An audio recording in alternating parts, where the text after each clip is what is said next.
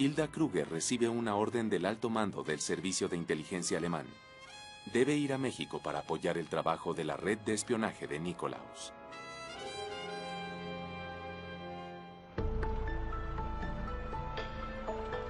Hilda Kruger cruza la frontera de Estados Unidos con México a través de la ciudad de Nuevo Laredo, el 9 de febrero de 1941. Buenos días, señorita. ¿Me permite su pasaporte y sus papeles, por favor? Sus rasgos alemanes pues la sacaban un poco del esquema de la gringa. Aquí tiene, señorita Kruger. Bienvenida a México. Gracias. Es una valquiria despampanante.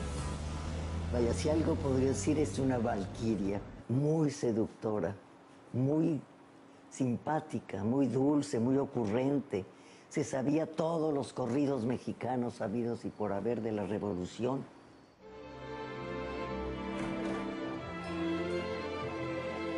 Gracias. Señorita Kruger, Es usted muy amable. pase por aquí, siéntase como en su casa. Es una muy bonita fiesta. Nada podría ser mucho. Ella fue más famosa en todo caso por las camas de los políticos por las que pasó que por las películas que realizó. Hilda Kruger los conoce muchas veces a través de las fiestas a las que asistía. Entonces obviamente encontraba el personaje adecuado y se pegaba a él. Propongo un brindis por la señorita Kruger, que esté con nosotros mucho tiempo. Se convierten en amantes del subsecretario de Hacienda, que es Ramón Beteta. Es un hombre importante en las finanzas. Posteriormente se hace amante del secretario de Gobernación, Miguel Alemán Valdés, que la convierte en prácticamente su amante privada más importante.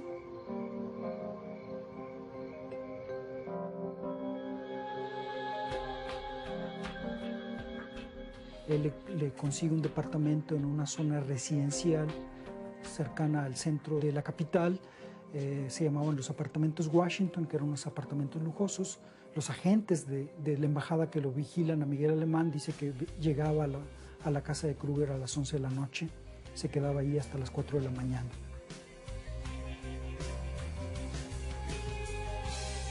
Yo había visto a Beteta y a Alemán ahí cenar, pero no me consta que hayan tenido relaciones o no. Pero pues guardaban todas las apariencias de unos invitados.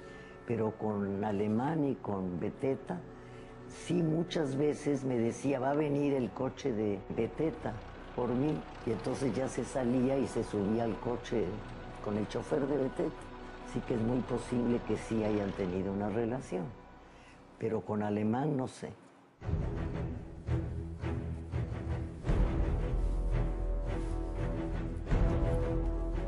Kruger básicamente hace que pues, toda la información que está generando el gobierno mexicano sea conocida por los espías alemanes. Estamos hablando de una mujer que se le podría describir como una Mata-Hari mexicana. Su función primordial era el servir de enlace para lograr el ingreso de muchos compañeros de ella, alemanes, nazis, al país.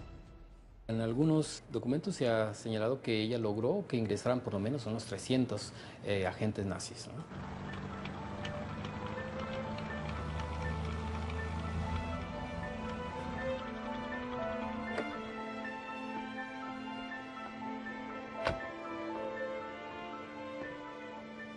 Los espías que tiene el ejército alemán en México, una de las principales actividades más exitosas de sus funciones fue conseguir una gran cantidad de materias primas.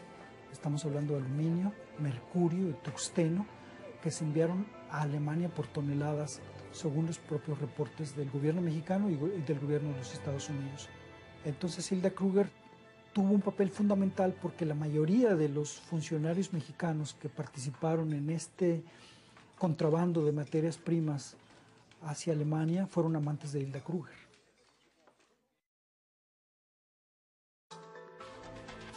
Hilda Kruger, actriz y espía alemana, demuestra ser la mejor arma del Tercer Reich en México, infiltrándose en las altas esferas del gobierno. Su mayor logro es conseguir que materias primas mexicanas lleguen nuevamente a Alemania.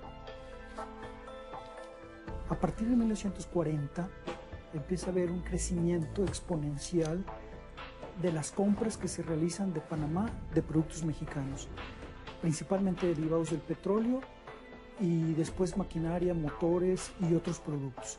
El crecimiento del flujo empieza en el 40, sigue en el 41 y para el 42 Panamá ya es el tercer socio comercial de México, a pesar de que Panamá no producía nada, no era un país muy pequeño. El petróleo proveniente de varios países sale de Panamá y cruza el Atlántico para llegar hasta las refinerías Eurotank de Hamburgo, principal proveedora de los ejércitos del Führer. Mientras tanto, Nikolaus se prepara para realizar personalmente el primer atentado de su red de espionaje.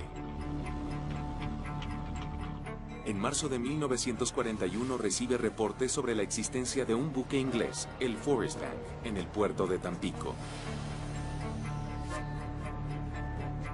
El plan es utilizar bombas para hundirlo y así ejecutar el primer ataque contra un navío enemigo en este lado del Atlántico.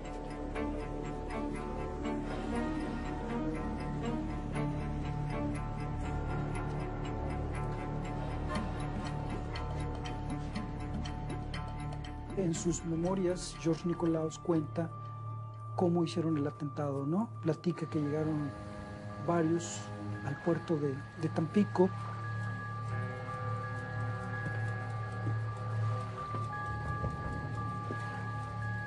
Ya llevan la bomba, consiguen una balsa para viajar del puerto a donde está anclado el Forest Bank. Llevan una bomba, llevan alambres.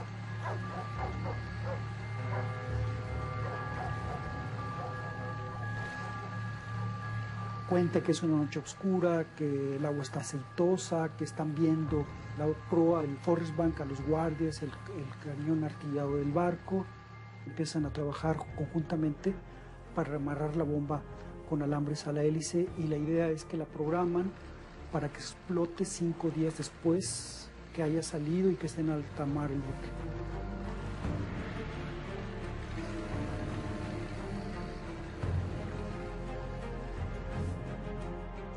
Los registros navales ingleses posteriores a la fecha del atentado indican que el Forest Bank no fue hundido y que continuó realizando sus tareas. Fue una bomba relativamente pequeña que nada más dañó parte del barco, pero no lo hundió. En Monterrey, otro grupo de espías nazis que respondía a Nikolaus trabajaba a lo largo de la frontera con Estados Unidos. Su líder es un empresario mexicano de origen alemán, Guido Otto Moebius. Mi padre nació aquí en Monterrey, pero fue llevado a Alemania durante, pues yo creo que tendría escasamente unos 10, 11 años cuando fue llevado a Alemania. Estudia en Alemania y se desarrolla precisamente en el tiempo en donde se viene presentando el fenómeno hitleriano, de la juventud hitleriana y todas esas ideas que en la juventud influyen mucho en un ser humano. Él se sentía por ese lado muy mexicano, pero él sentía que tenía que estar con el Führer. Estuvo 2 años antes de venirse a Monterrey a tomar el puesto de mi abuelo, que falleció en 36 de las fábricas Apolo, había estado él.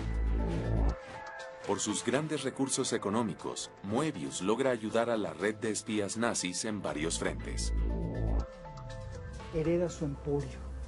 Un emporio que ya es una gran industria química en México, de las más importantes del país. Después entra con Nikolaus y empieza a trabajar desde la frontera norte de México, consiguiendo información sobre los movimientos militares en la frontera.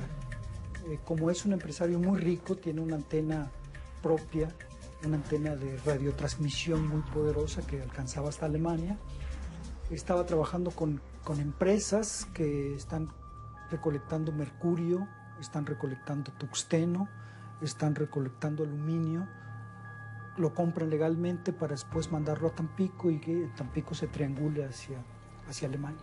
Se vendían tambos de petróleo que llevaban adentro cargamentos de mercurio, que eran llevados por los pequeños barcos pesqueros que parecían inofensivos, depositaban estos en la isla del Socorro y ahí llegaban los submarinos, la rescataban y se lo llevaban para darle los fines bélicos que tanto Japón como Alemania necesitaban.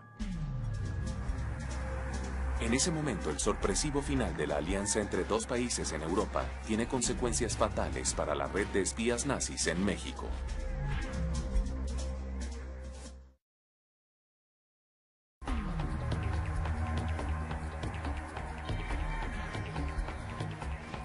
En junio de 1941, la red de espías nazis en todo el mundo sufre un golpe, cuando Alemania invade a Rusia. En represalia, los agentes secretos rusos que actúan en varios países, incluyendo México, comienzan a delatar a sus colegas alemanes. El principal agente ruso en la Ciudad de México era Vicente Lombardo Toledano. Vicente Lombardo Toledano era un agente ruso, es decir, estaba pagado desde Rusia. Y la misión es acabar con los servicios de inteligencia alemanes en México. Y comienza a señalar los nombres de los que estaban implicados. Ahí están, y es fulano, y está en tal lugar.